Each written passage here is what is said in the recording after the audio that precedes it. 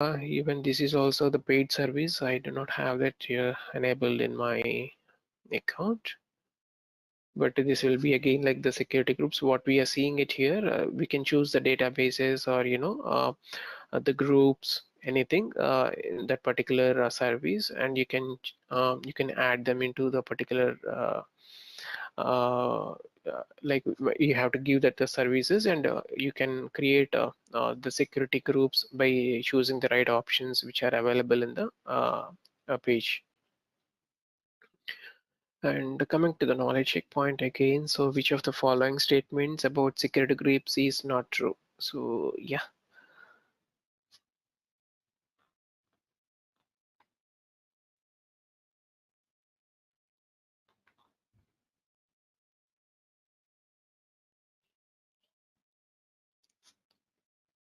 Patrick, I think you're taking this question. Yeah, let me see. Which of Yeah. the following statement about security group is not true? Security group rules are always permissive.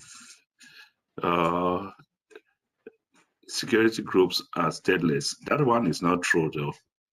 That one is not true. It's not stateless. You said it has to have it. It has to be stated. Security Mm-hmm. group rules can be modified at any time. That is true. Security group rules are applied immediately. That is true. So, security group rules are always permissive. Permissive. Well, I know the one that is not true.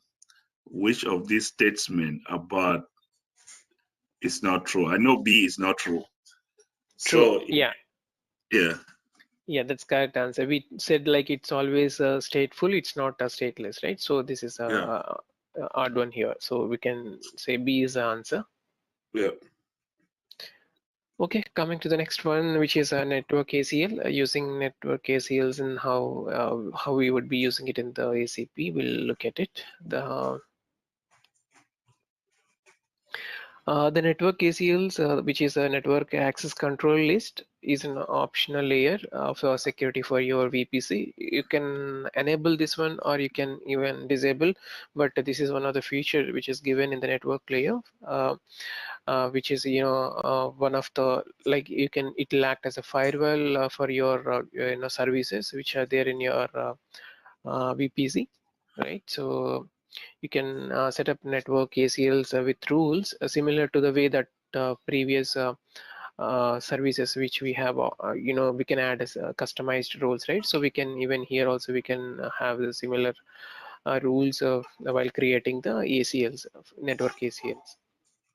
So which is a kind of additional layer of security of our VPC. So most of the services within Amazon Web Services, which is given at most priority to the security, right? So that's where most of the customers, when they're coming to the cloud, when they're hosting their application into the cloud, they're very much sure that without any breaches, the data is very much secured. So that's where the AWS become very much popular nowadays in most of the business.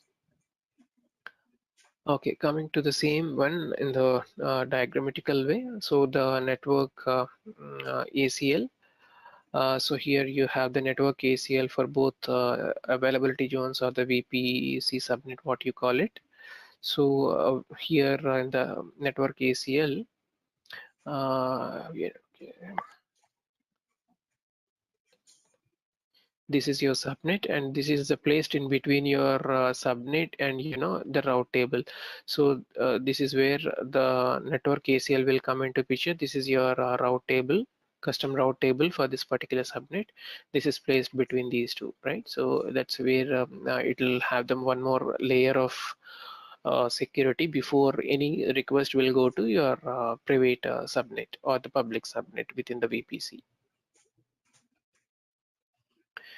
And it's again a little more complex way of uh, diagram here. So the default network ACL is configured to allow a traffic to and flow, which we have discussed earlier within the subnets, right? So here you have a multiple instances which is connecting to your security groups, which are different security groups, and those security groups are connected to your subnets, right? And from there your network ACL will have one more kind of a layer. If you talk about, probably let's take it from this side, right? So virtual private gateway, in this one is a internet gateway. So the request will route it through VPC, and the routing table, you'll have a routing table, right? We have discussed earlier, and we have one layer of ACLs in the both the instances here, in the both architectures here. And you'll have the subnet information again. So this is one layer of one more additional layer of security that we are giving it. After going to the subnet, again you'll have the one more security group, and then only it will go and talk to the instances. It will not directly have, so it will have one, two, three layers of uh, uh, network security that we have enabled in this particular way. So here you have, so what you see in the green board are what these are all inbounds, and you'll have the outbound information which is going from the server back to the from instance back to the server. Both inbound and outbound traffic information was given here as an example. So there are a couple of thumb rules which we need to remember for network ACL rules. Each subnet in your VPC must be associated with an ACL. So we should not be leaving out any subnet without connecting it with your VPC. That's one thumb rule. And the subnet can only have associated with one ACL. So we can have only one ACL which is connected to the subnet. You cannot have a, like, however, an ACL can associate with a multiple subnet. So as we have seen in the previous slide also, you can have ACLs can be associated with multiple subnets, but so, one subnet will connect only with one ACL. Okay. And ACL contains a list of number of rules which are evaluated in order and stating with the lowest. And ACLs are stateless again, and respond to allowed inbound traffic to subject to any of the rules for the outbound traffic. So here we should always remember that ACLs are stateless, which will not take any kind of a stateful information to your responses back to the server. Okay, and demonstrate a way to look for network ACL settings. I think I'll come back on this, the networking stuff, what needs to be demonstrated. Knowledge check. So when we, okay, which of the following statements about network ACLs is not true? I think this is also again straightforward question.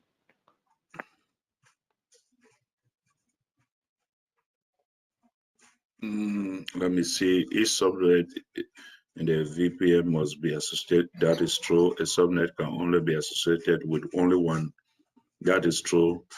An ACL contains a list of numbers and it contains a list of number of rows which are evaluated in order starting with the highest.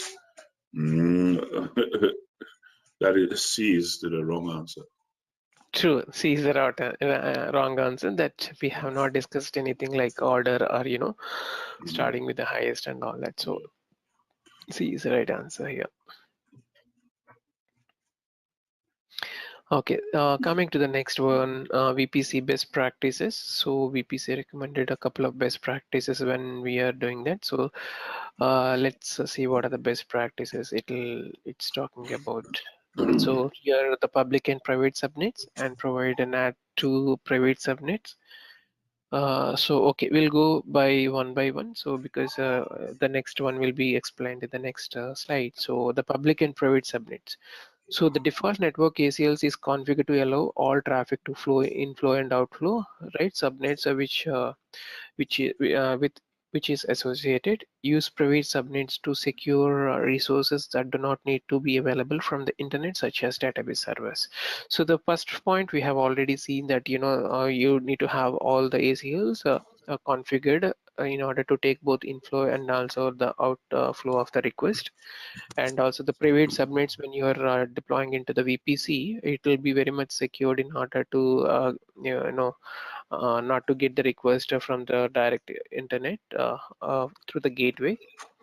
So this is how the private and public subnet works. And coming to the next best practice, provide a NAT to private subnet. So when we discussed about NAT gateway, we talked about this is an additional layer of security that we are giving it to the private subnet. And so it also gives the access to the private subnets which is there in the VPN, right? So these are the gateways to connect to your private subnets. And coming to the next one, choose a CIDR blocks. So when you have the VPC from 16 to 65536 IP addresses, uh, it can have that much range of IP address that it can hold within VPC.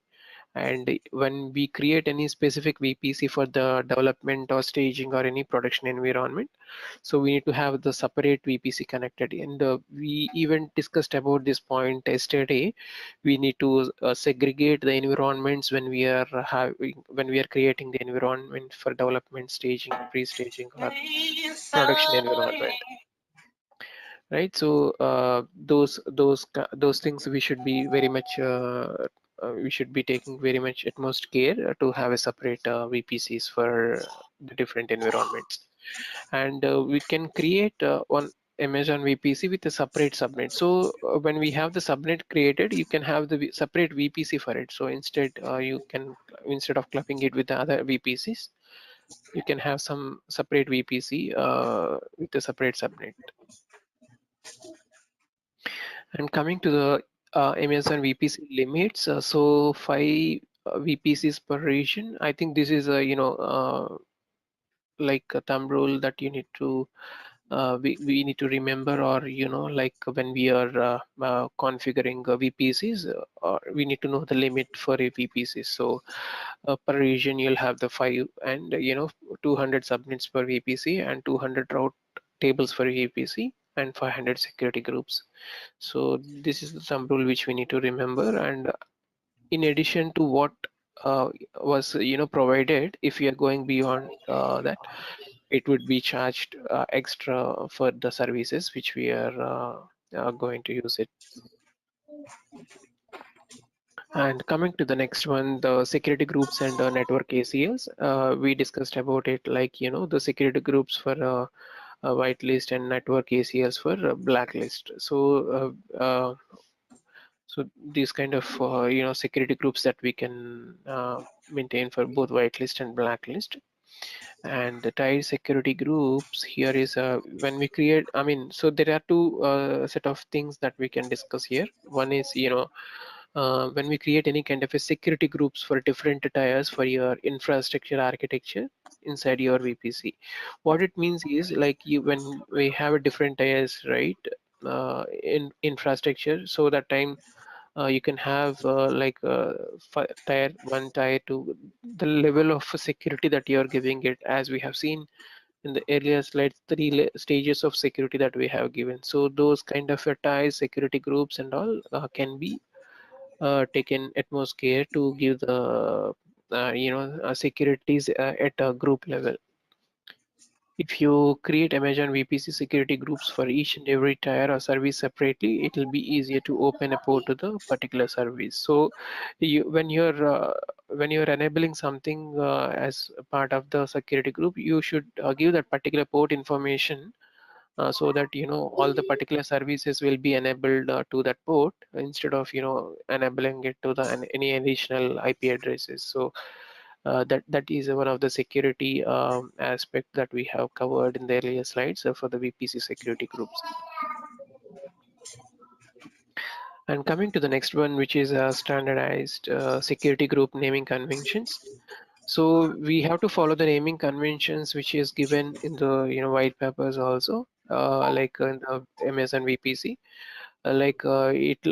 What it makes your life easier at the time of when you are managing that at network level during the kind of a support that you are giving to the application. That time the management for large scale deployments inside the VPC, it's easy to identify what are the naming conventions that you have given it to the different security groups, and it's easy to identify, and if you wanted to change something, it will be easy to give additional set of um, security to those groups.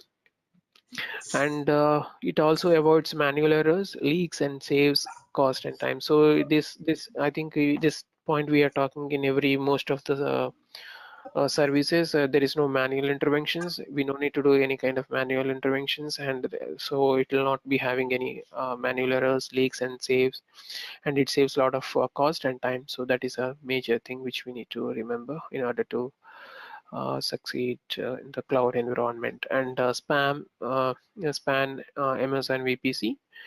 This is spread across multiple subnets in multiple availability zones within the region. I mean, when you have the architecting high availability inside your Amazon VPC, this span Amazon VPC is the one which will help you to achieve high availability.